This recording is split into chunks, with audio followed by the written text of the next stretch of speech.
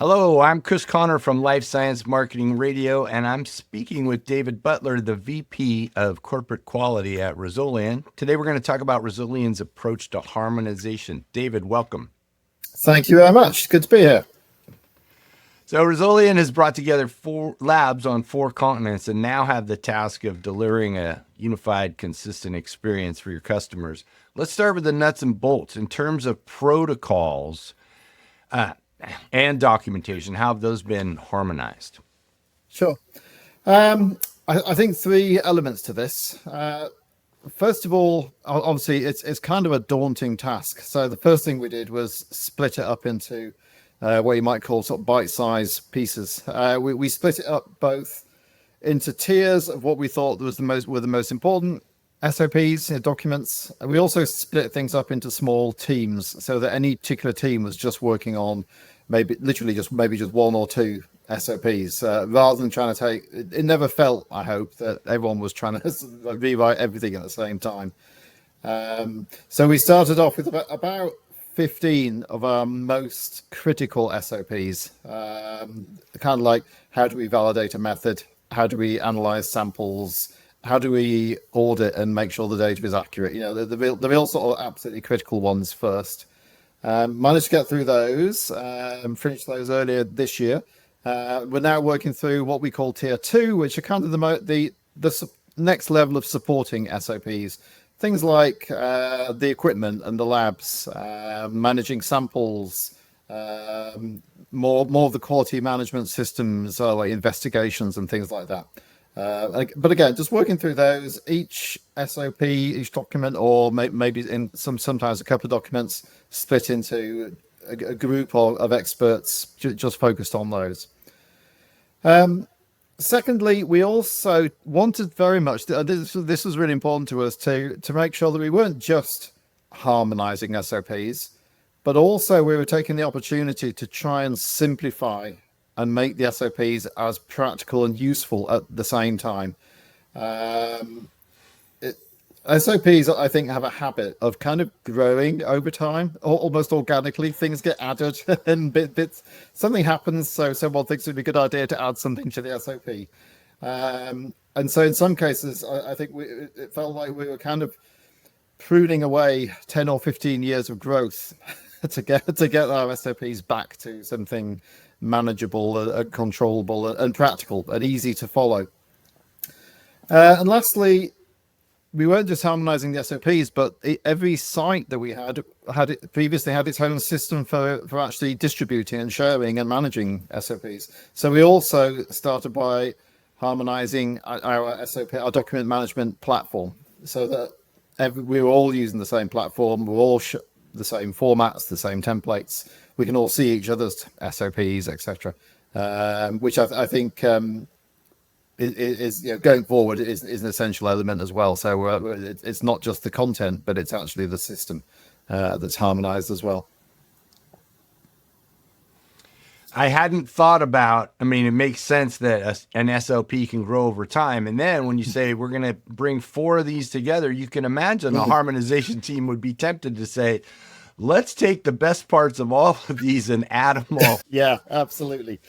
And actually, something I didn't say, but we tried to as well, rather than do that, to say, well, we've got these 4 SOPs, how do we merge them all? We actually tried to take a different approach and say, let's start with 1 SOP, and is that good? Rather than deliberately combining things, because as you say, there's a danger that you'll take 4 SOPs and just end up with 1 SOP that's 4 times as long. So we actually often took the SOPs from our laboratory in Brisbane, really because that's a relatively new lab. It doesn't have a lot of history and baggage and time for those SOPs to develop. If you like, they're quite a clean set. So we started with that and said, okay, here's a starting place. Is that good? 9 times out of 10, of course, we wanted to do some work on it, but we tried to keep that to a minimum. Yeah. I can imagine also, there's a balance between too simple and too complex. Like if it's too simple, then people are filling in the blanks on their own. And if it's too complex, no one's actually following it. They're saying, well, I don't need that, right? So, Yeah, that is a massive challenge. Yeah, and actually harmonized in practice. yeah, All right. So very much each so. entity has its own history and culture. What's been your approach to cross training those different sites to achieve a more common way of doing things that might not be written down somewhere on that, for example, the common platform you mentioned? Sure. Well, to be honest, it hasn't been. You use the word training. We haven't done so much training.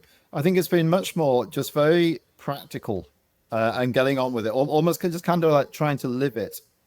I'm a great believer that it's really a kind of cultural thing, but you can't just tell people to behave differently and expect them to suddenly be different. I think you really need to live it and experience it and show what you mean through leading by example. So very much more practical things like we've had secondments. In some cases, my own team being one of them. We've actually now got some cross-site management where people share managing sites across continents. And being there, visiting, and just spending time there, working with people, constantly backing up the message and the thinking. One of the things that I spend a lot of time just talking about is getting into the mentality of being a single global, in my case, a quality team, but I'm thinking of ourselves as a single team, not thinking of ourselves as four different teams in different places. But I say it's not so much about training, much more about the practical side of it, and just trying to lead by example and getting those messages across. I do think one thing that came out of COVID was we all got much more comfortable with working with each other on the end of a computer, not necessarily being in the same room as each other. And I found it's not such a big transition to working remotely within the same country to just extending that to working remotely with someone on a different continent. It's just kind of taken the time zone sometimes challenging, but we've all got used to working that way. Right. Because just getting to know your teammates on another continent makes it more likely that you're going to call them up when you have a question, you feel comfortable about Absolutely. it. Yeah. I was thinking about, Zoom calls or however you're doing that. What Yeah. are there instances where, like, what initiates that process to begin with? How do you get people to interact originally, for example, remotely, when there might not be an immediate need for someone to call someone up? Sure. You're right, and it is much easier, I think, for people to do that when they have had that interaction, even if it is just on a screen. But once that, if you like, the ice has been broken. So a lot of that was just, myself and other leaders setting up those early Teams calls, having those team calls, introducing ourselves, introducing others, getting people together, talking to each other. A lot, as I mentioned, going back to the harmonization of SOPs, we've had these small teams, but those teams have been very cross-site. So we've had the subject experts in the US, in Australia, in China, in the UK, on those calls, talking to each other. Not necessarily all at the time, same time because of the time difference, but getting those people who wouldn't probably otherwise have spoken to each other, but getting them in touch, talking through the pros and cons of the SOPs. And once people know each other, as it were, then I think it works much better. People are then happy to just to have a quick call with someone once they've been introduced. Maybe this is part of what you mentioned at the top, putting, for example, the SOPs into tiers. But tell us about the QA roadmap you developed. What goes into Sure. that, and what's the vision for implementing it? Sure. This was actually something that I came across whilst driving to another site, listening to listening in the car to a book. But we've adopted something called the objectives and key results approach. People might have come across that. It's an approach where you set your objectives first. So you set your long-term objectives where you want to get to, and then you work backwards. So it's like, okay, what are the key results we need to achieve to deliver our objectives, and then go back another step. What actions do we need to put in place in order to deliver the key results? And so you start with where you want to get and work backwards. And I think it's a really nice approach. We put together a set of objectives based very much actually on what our experiences of working together in the first 12 months. So a lot of the challenges, the things we've learned, the things we've come up against in those first 12 months have gone into that plan. The other thing, of course, is the company objectives and strategy. So very much trying to align what we are doing as a quality team with where the company wants to get to, where the company wants to go. And so we've narrowed that down, or grouped those together, if you like, into 4 areas around our skills, individual skills within the team, around the way we work together as a team globally, around our processes and making sure they are as efficient and easy to use as possible, and ultimately how quality can differentiate us as a company.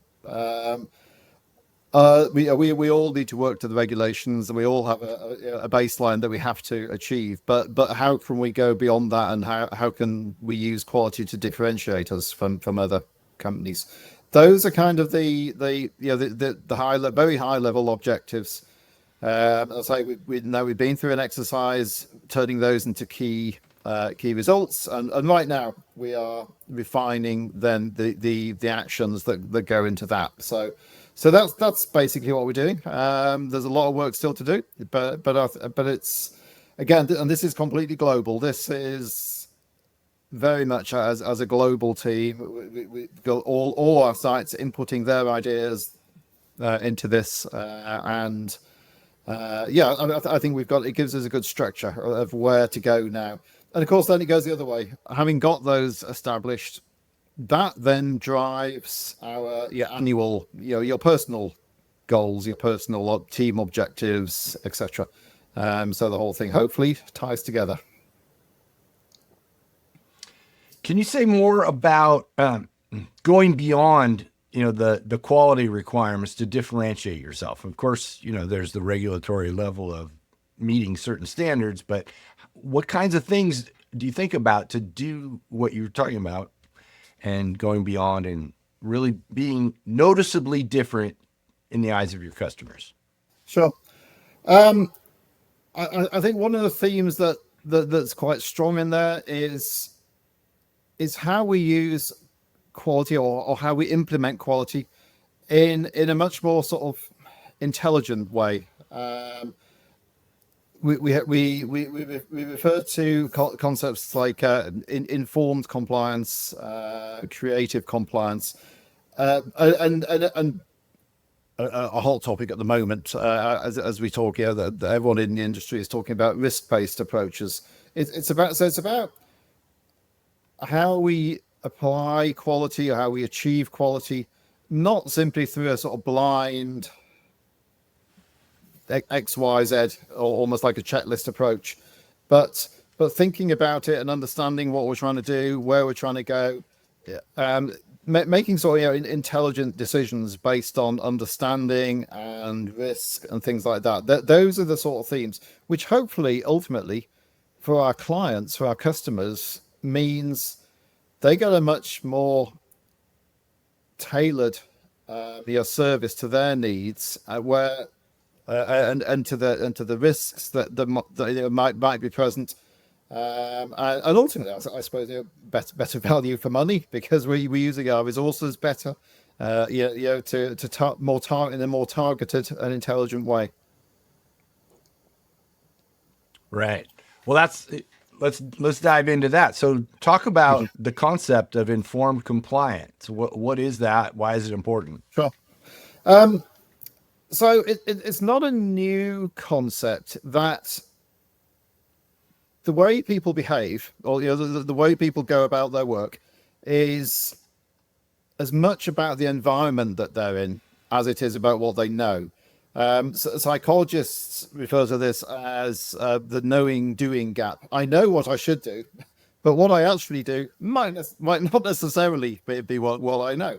And there's all sorts of reasons for that. Peer people take the lead from their peers, and people tend to take the easy route, right? So it's about focusing on what makes making life as easy as possible for people to do the right thing, and based on their understanding and their knowledge of why we do these things. I think the point is that an SOP can tell someone to do X and Y and Z, but unless they understand why that is, then it's just a load of words and a load of instructions. And let's face it, no one likes just being told what to do if it doesn't make any sense to them. So it's about focusing on the why do we do these things, building up that level of understanding and internal knowledge within the company, so that when people are faced with decisions and they're coming from a position of say, I know why I have to do this, and I know why it's important, and that's why I'm going to do it. It's about giving when we talk about informed compliance. It's about that level of informed awareness. And I mentioned creative compliance. The flip side to that, we want people. We as a business, we want to constantly try and do things in a better way. That means constantly coming up with new ideas.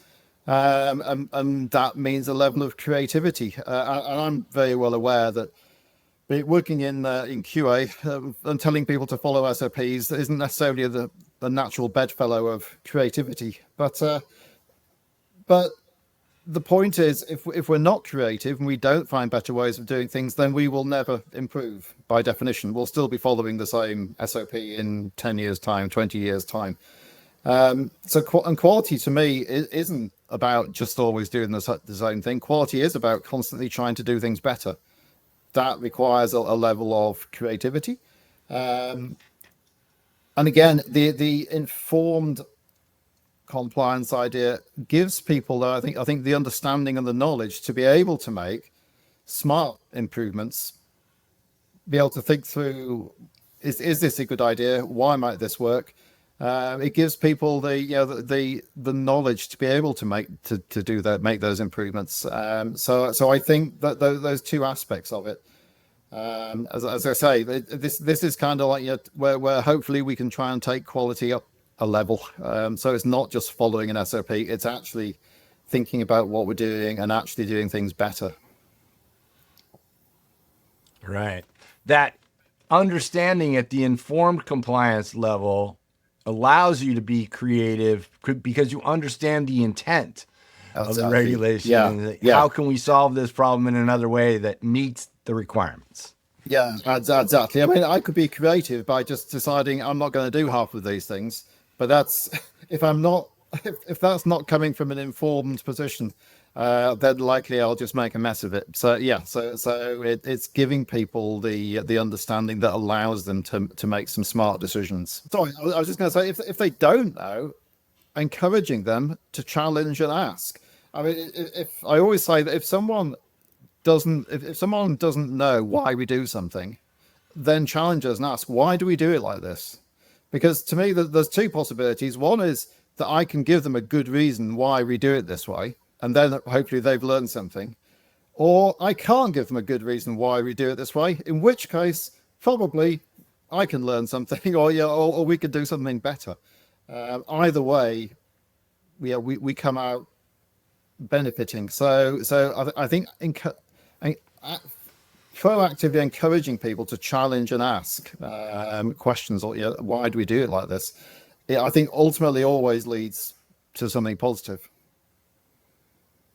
Right. This has come up earlier for me this week in an entirely different context, but I had someone say to me, I think this will resonate: creativity thrives in a container. like rock and roll, three chords, right? When you put a boundary on what's possible, Yeah, then people get clever about what you can do with inside that container. yeah. I like that All right, analogy. moving on Yes. from there, while a particular assay might be run in a certain way, the customer might have different use cases for whatever, however they're going to use that data. So describe that risk-based approach that we've been talking about to determine what level of attention is required for assays that might be exploratory versus those that are required for regulatory submissions. Yeah, absolutely. So yeah, great examples you just gave. The same assay could be used for very different, producing data in very different circumstances. And what that data is going to be used for instance, is one of the big risk factors. And so what we're trying to do is make sure that we're not just applying a kind of one size fits all or a single checklist in QA in our audits that ignores what this data is being used for or what the purpose of this data is for. That, if you like, that's the traditional approach. Yeah, but what we've developed in house is a tool, but based in Microsoft Excel, that where we can ask before we even start an audit. The auditor can ask various questions about the study, what it's being used for, the type of study, etc. And it allows the auditor to literally customize the checklist, because we do use checklists. But what they produce is a customized checklist for that specific audit based on the assay, the type of data, what it's going to be used for, where this fits into the regulatory scheme of things, etc. So they're not using a one size fits all approach checklist. They are absolutely using a customized checklist for that, designed for that specific study. And I mean, it comes down to resource. We have got a fixed amount of resource time, and it allows us to put that time where it's most needed, where it's most critical, and focus on that. We've been using this now for probably about a year or so, and it's gone remarkably smoothly, and paid off a lot of dividends. So yeah, and I'm sure we will continue to develop that. It's something you can constantly refine and again constantly try to improve. But yeah, that's at least one sort of nice example of how we're trying to take the risk, understand it, adapt what we do, and tailor our approach to things. I like how you're doing it up front as opposed to at the end of an analysis say, well, they weren't really going to use it for this, so we don't need to pay attention to that. I mean, that's a risk in itself, as opposed to Yeah. saying, Yep. here's exactly what we need to know. Yep. All right, as we talked about this a little bit at the top, but as a backstop to those inevitable questions that pop up within the team, how is the internal environment set up to ensure that those questions can be answered quickly? Yeah. Again, I think I take this back to culture. I think a lot of this is about the culture, and attitude, if you like. A lot of it is just down to straightforward flexibility, and again going back to that, the ideas around it's informed compliance, having that level of awareness. But also, I think a lot of it is just straightforward attitude to, I think, being helpful and working as a team. One of Resolian's values is stronger together, and I think stronger together sums it up really. It's working together as a team, and that's it's working together. The quality employees as a single team, but also the quality employees feeling that we are part of a Resolian team. The one team, and working together is kind of just what you do in a team. It's and helping each other. So I think a lot of that is all about that sort of attitude, team working, and culture, which I admit, it's an ongoing process, but I think we made big strides. There are practical things as well, obviously, and we're currently exploring, how we can get the best out of the various IT solutions we have these days with Teams and cloud, databases and all that sort of thing. But I do think a lot of it is just down to individual people's attitude. I mean, as again, my own team in quality, we've got people with a huge amount of experience in four corners of the world, with amazing backgrounds and knowledge, and you bring all that together. There's almost nothing that someone in the team somewhere hasn't come across before. You just got to find it and talk to the right people. There's people who kind of seen just about everything, whether it's submissions, regulators, questions, clients, problems, you name it. So it's again putting people in touch with each other, having that make sure that people are happy to just call someone and say, hey, have you ever seen this before? I've never seen this before. And being able to approach each other and help each other out like that. I think, right. It's not magic, but I think those are the sort of key elements. I think it is sort of magic. I mean, culture is. I could talk about it all day. But if you take that away, and then the answer to that problem gets hidden in someone's head because the environment doesn't exist for those questions to come up and be answered. So, all right. Last question.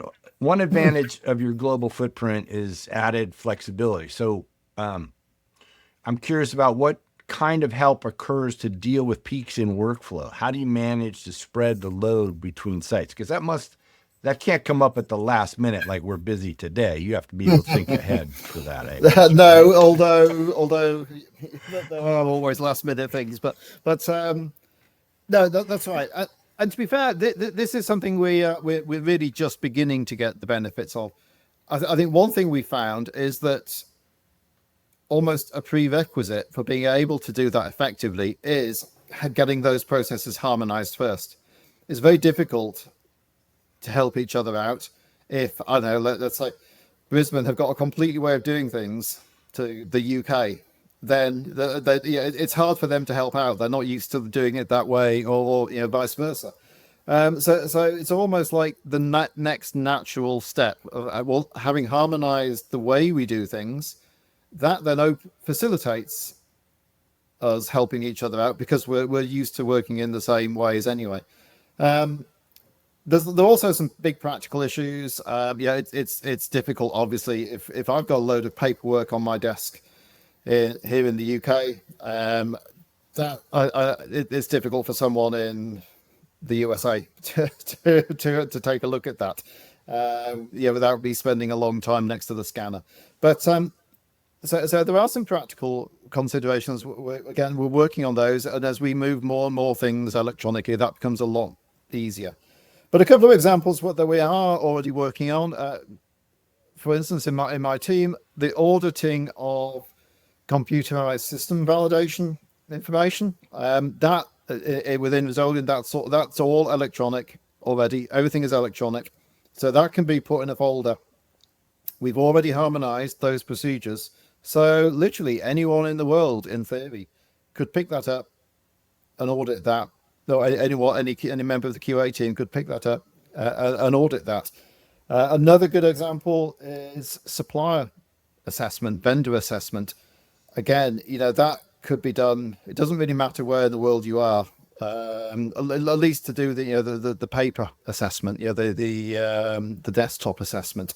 And the other advantage of both those is that not only are we able to pick those up anywhere in the world, so as you said, that helps us manage the peaks and troughs. If something urgent could someone else pick that up? But it also avoids duplication. Yeah, we in the past we would have had 4 sites. We'd have had 4 teams assessing the same supplier, or 4 teams validating the same equipment. So by bringing those together, harmonizing them, sharing them, we only have to do things once, and then that's done. That supplier's been assessed, and we don't have to repeat that, because we can share that we're all working to the same procedures. We can share the results and the information. So there's a win-win in both cases, both being able to deal with the peaks and troughs and the scheduling, but also reducing the total workload by sharing it. So yeah, that's an area where I think hopefully we'll see a lot more happening in the future. All right. Well, David Butler, I really enjoyed this conversation. I appreciate you sharing with us not only how the harmonization helps, of course, customers be confident in the data they get, but the value added by all the things you do to make things more efficient within Resolian itself. So thanks very much for your time. My pleasure. It's been good talking to you. Likewise.